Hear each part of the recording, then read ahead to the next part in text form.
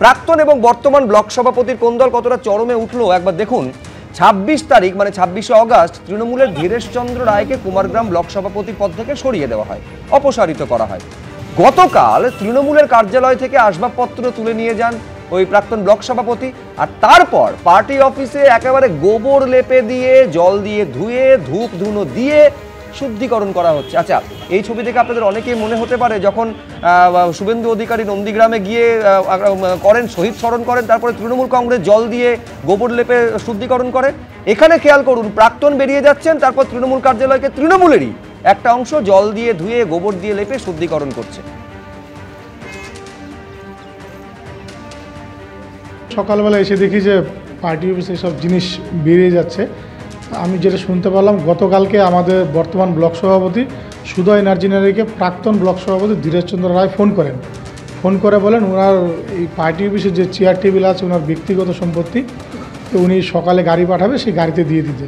সেই মোতাবেক উনি আজকে ভ্যান পাঠিয়ে দেয় এবং আমরা পার্টি অফিসে যারা ছিলাম আমরা সবাই সহযোগিতা করেছি। যেহেতু প্রাক্তন ব্লক সভাপতি ভ্যান পাঠিয়ে দিয়েছে ওনার সম্পত্তি নিয়ে যাওয়ার জন্য, চেয়ার টেবিল এবং যে আমাদের এখানে ব্রডব্যান্ড ছিল সেটা কি রাউটার, সমস্ত কিছু উনি খুলে নিয়ে যাওয়ার জন্য নির্দেশ দেয়।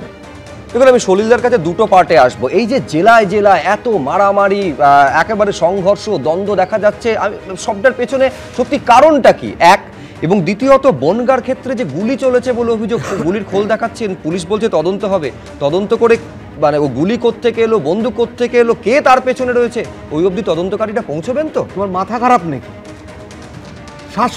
শাসক দলের সঙ্গে গন্ডগোল করছে পয়সার জন্য, মালের জন্য, বেনিফিশিয়ারি এরা প্রত্যেকে।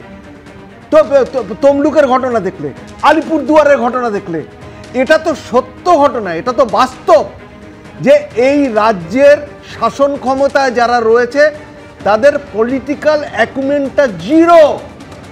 চলছে ওই ভাড়া করা ওই আইপ্যাকের কথাতে, এই যে রিসাফলিং হচ্ছে সেটাও আইপ্যাকের কথাতে। এটা এর থেকে বাস্তব চিত্র আর কিছু নেই।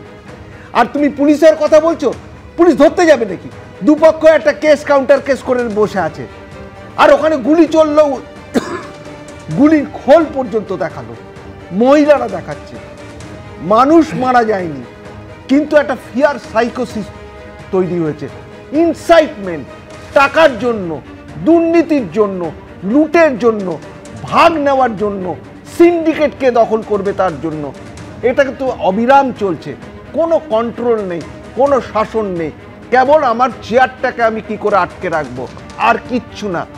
একজন নিজের অফিসে বসে থেকে চালাচ্ছে, আর একজন আর একটা অফিসে বসে চালাচ্ছে।